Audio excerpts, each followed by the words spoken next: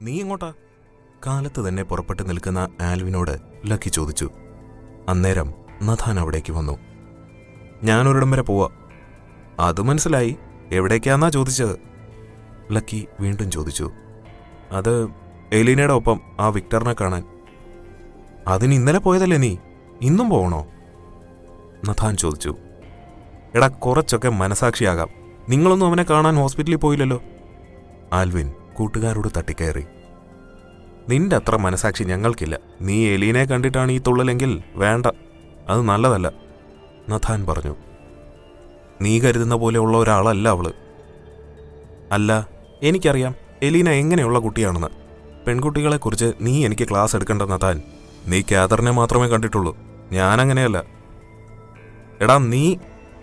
നഥാ, lucky ഇടയ്ക്ക് കയറി.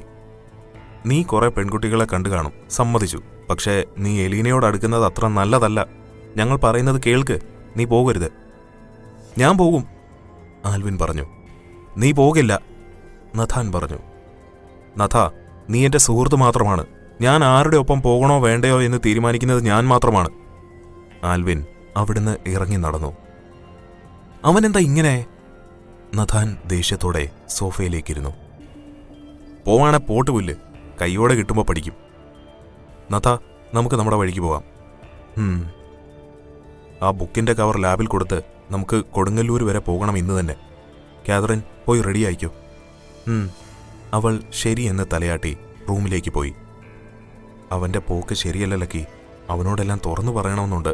പക്ഷേ നിനക്കറിഞ്ഞൂടെ അവനെ, അവൻ്റെ നാക്കിന് ബ്രേക്കില്ല. അവൻ പോയി വരട്ടെ നഥാ. എന്തായാലും എലീന അവനെ കൊല്ലുകയൊന്നുമില്ലല്ലോ. പോയി വരട്ടെ. ലക്കി തൻ്റെ റൂമിലേക്ക് പോയി. കൂട്ടുകാരോട് എന്തു പറഞ്ഞു? ഡ്രൈവ് ചെയ്യുന്നതിനിടയിൽ എലീന ചോദിച്ചു. നിന്റെ ഒപ്പം വിക്ടറിനെ കാണാൻ പോവുകയാണെന്ന്. തടഞ്ഞോ കൂട്ടുകാരെ? അവർക്ക് തന്നെ അത്രയ്ക്ക് പിടിച്ചിട്ടില്ലല്ലോ. എന്താ കാരണം? ആൽവിൻ ചോദിച്ചു. എനിക്കറിയില്ല ആൽവിൻ, ഞാൻ അവരോട് തെറ്റൊന്നും ചെയ്തിട്ടില്ല, എലീന പറഞ്ഞു. അവർ പണ്ടേ അങ്ങനെ, പെട്ടെന്നൊന്നും ആരോടും കൂടില്ല, നഥാൻ പ്രത്യേകിച്ച്. ആൽവിൻ എലീനയെ നോക്കി. ആൽവിൻ, ഞാനൊരു സംശയം ചോദിക്കട്ടെ? എലീന ചോദിച്ചു. യെസ്, ചോദിക്കേ. കാതറിന്റെ വീട്ടിൽ സമ്മതിക്കാത്തതുകൊണ്ട് അവൾ ഇറങ്ങി വന്നതാണോ നഥാന്റെ ഒപ്പം? അങ്ങനെയാ അവൻ പറഞ്ഞത്. പക്ഷേ ഇതൊക്കെ എപ്പോ നടന്നെന്നാ മനസ്സിലാകാത്തത്. ഏത് നേരവും ഞങ്ങളുടെ ഒപ്പമുള്ള അവൻ എപ്പോഴാ കാതറിനെ കണ്ടുമുട്ടിയത്, പ്രണയിച്ചത്, ഇറക്കിക്കൊണ്ടുവന്നത് എന്നൊന്നും എനിക്കിപ്പോഴും മനസ്സിലായിട്ടില്ല. അതും പോട്ടെ, ഏത് നേരവും എനിക്കാരുമില്ല, ഞാൻ അനാഥനാണെന്ന് പറയുന്നവനായിരുന്നു നഥാൻ. എനിക്കിപ്പോഴും വിശ്വാസം വരാത്ത ഒരു കാര്യമാണ്. പിന്നെ അവർ രണ്ടാളും അതിൽ ഉറച്ചു നിൽക്കുമ്പോൾ ഞാനെന്ത് പറയാനാണ്? അല്ല, എന്താ അങ്ങനെ ഒരു സംശയം തോന്നാൻ? അത് പിന്നെ എനിക്ക് കാതറിനെ കാണുമ്പോൾ എന്തോ പോലെ. എന്തുപോലെ? അവൾ സുന്ദരിയല്ലേ? തുറന്നു പറയാമല്ലോ, നഥാന്റെ പെണ്ണല്ലായിരുന്നെങ്കിൽ ഞാൻ നോക്കിയേനെ അവള്. അതെ, സുന്ദരിയൊക്കെ തന്നെയാണ്, പക്ഷേ എന്തൊക്കെയോ നിഗൂഢത ഉള്ളതുപോലെ, എലീന പറഞ്ഞു. എനിക്കങ്ങനെയൊന്നും തോന്നിയിട്ടില്ല. പക്ഷേ അവരുടെ പ്രണയം ഒരു നിഗൂഢതയാണ്, അതെനിക്കറിയാം, ആൽവിൻ പറഞ്ഞു. നമ്മൾ പോകുന്ന സ്ഥലം എത്താറായോ? യെസ്, ഇനിയൊരു 10 മിനിറ്റ് കൂടെ ഉള്ളൂ. എലീന ഒരു ഇടവഴിയിലേക്ക് കാറ് തിരിച്ചു. മനു, ഞങ്ങൾ ഒരിടം വരെ പോവുകയാ. ചിലപ്പോഴേ ഇന്ന് തിരികെ എത്തൂ. ആൽവിൻ വന്നാൽ പറഞ്ഞേക്ക്. കീ നഥാൻ മനുവിനെ ഏൽപ്പിച്ചു. ഓക്കെ സാർ, ഞാൻ ഡ്രൈവ് ചെയ്യാം നഥാ. ലക്കി കീ വാങ്ങി. നഥാനും കാതറിനും കാറിൽ കയറി. ലക്കി കാർ സ്റ്റാർട്ട് ചെയ്തു. അവനില്ലാത്തതും നന്നായി, ലക്കി ഡ്രൈവ് ചെയ്യുന്നതിനിടയിൽ പറഞ്ഞു.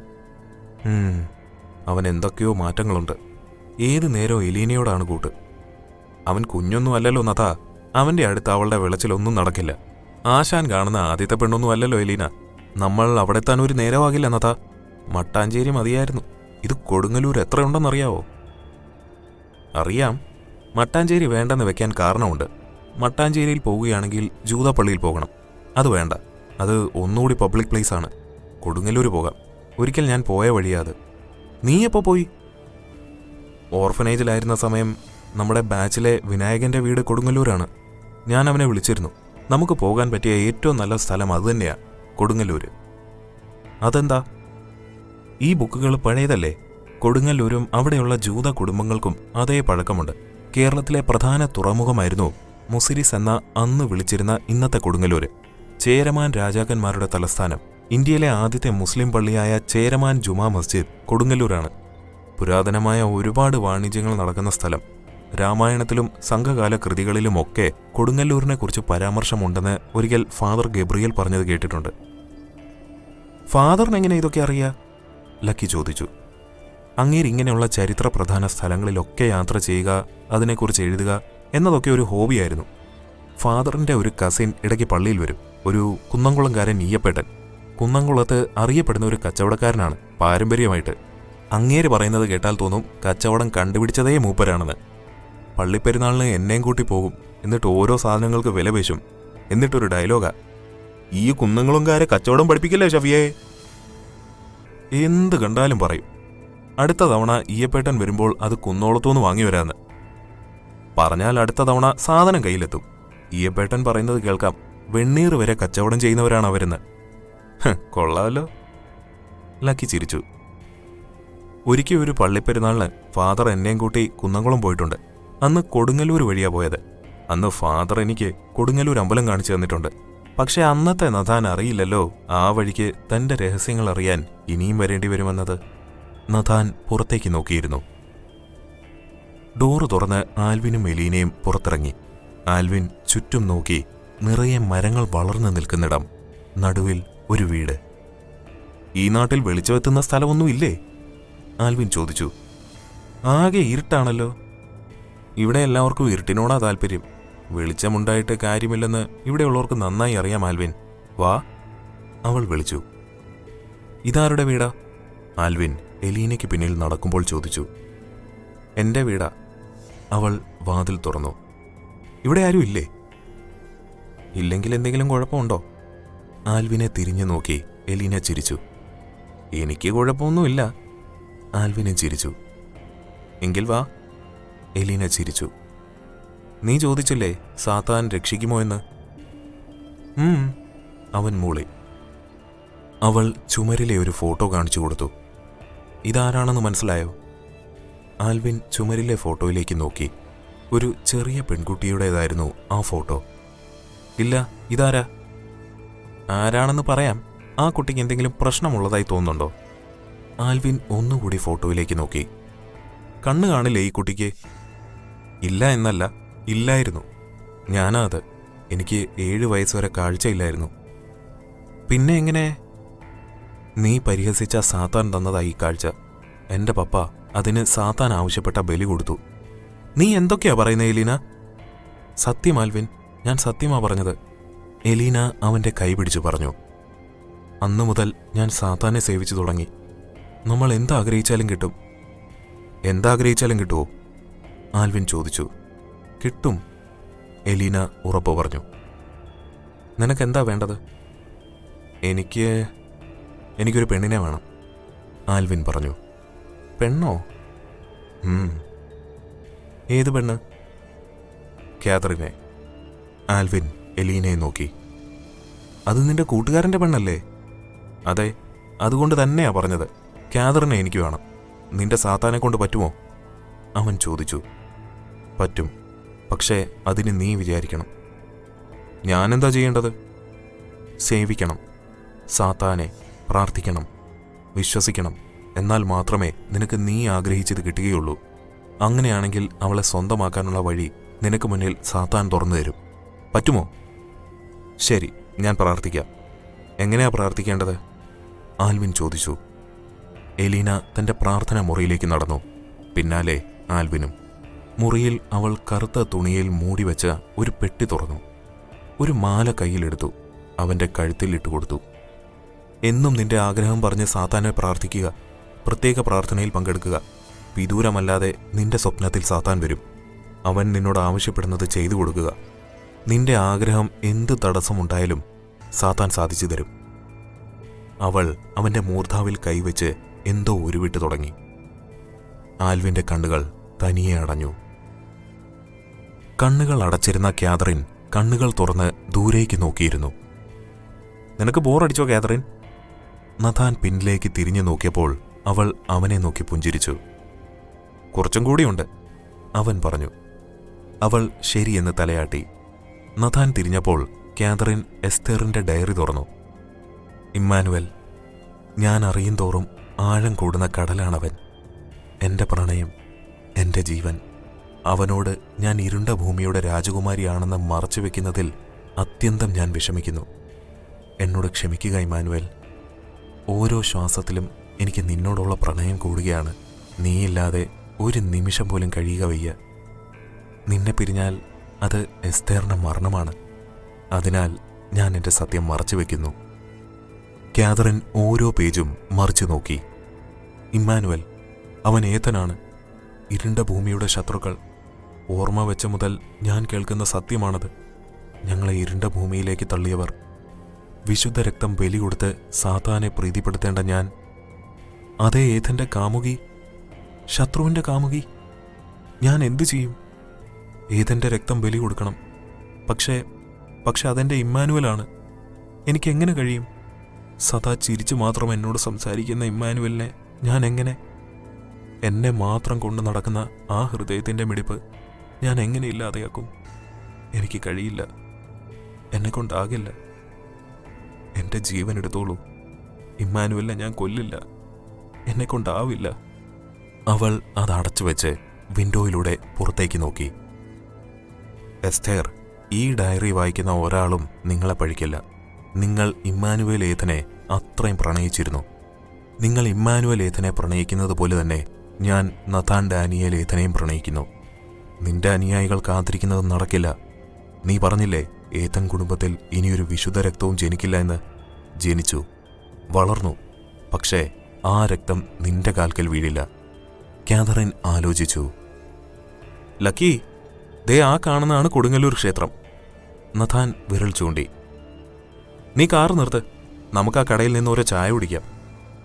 ഓക്കെ. ലക്കി റോഡ് സൈഡിൽ കാർ നിർത്തിയിറങ്ങി.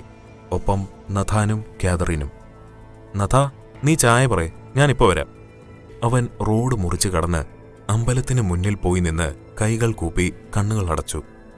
ദേവി, ഞങ്ങൾ പോകുന്ന കാര്യം ലക്ഷ്യം കാണണമേ. നഥാൻ ആപത്തൊന്നും വരരുതേ.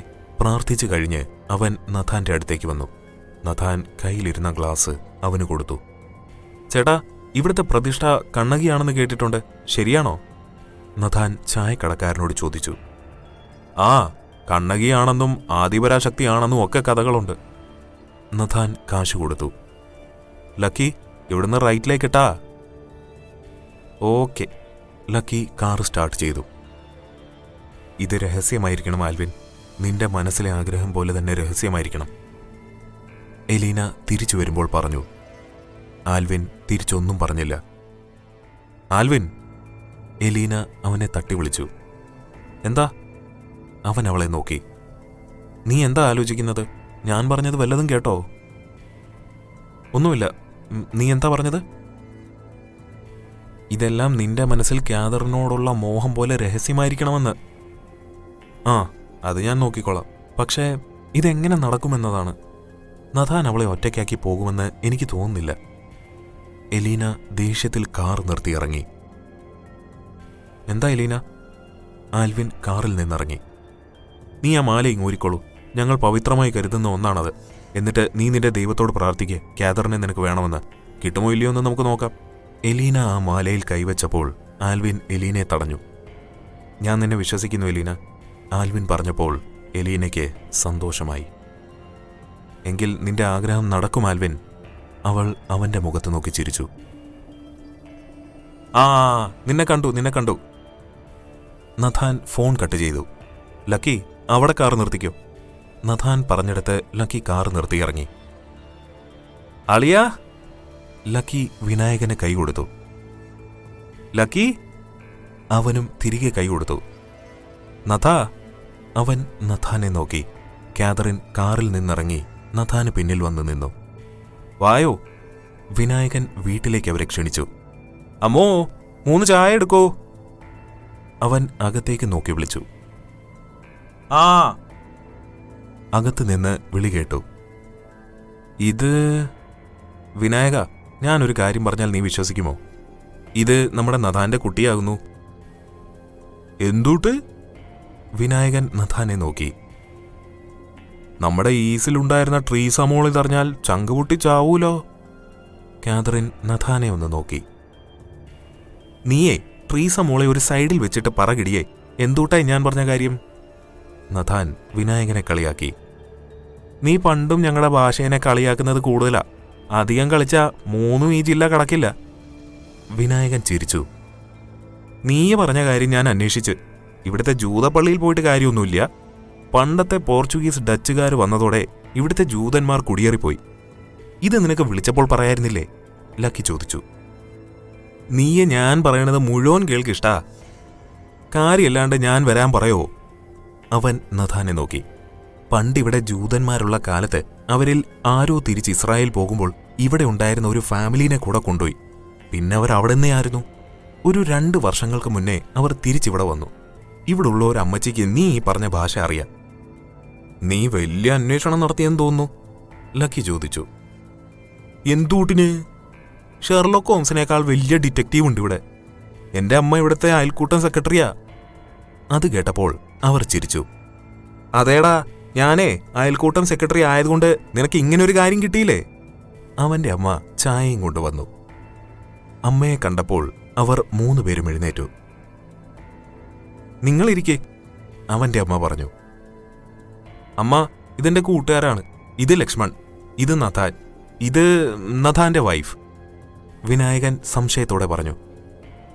പേര് കാതറിൻ, നഥാൻ പറഞ്ഞു. മക്കളുച്ചയ്ക്ക് കഴിക്കാൻ കാണില്ലേ? അത് നഥാൻ ലക്കിയെ നോക്കി. കാണൂ അമ്മേ, വിനായകൻ പറഞ്ഞു. എന്നാൽ നിങ്ങൾ സംസാരിക്ക്, ഞാൻ അടുക്കളയിലേക്ക് ചെല്ലട്ടെ. അവർ പോയപ്പോൾ നഥാൻ വിനായകനെ നോക്കി. ബാക്കി പറയേ. ആ, അവരവിടെ ഏതോ ഏതൻ ഫാമിലിയിലെ ജോലിക്കാരിയായിരുന്നു. ഏത് ഫാമിലി? ഏതൻ എന്നോ മറ്റോ ആണ്.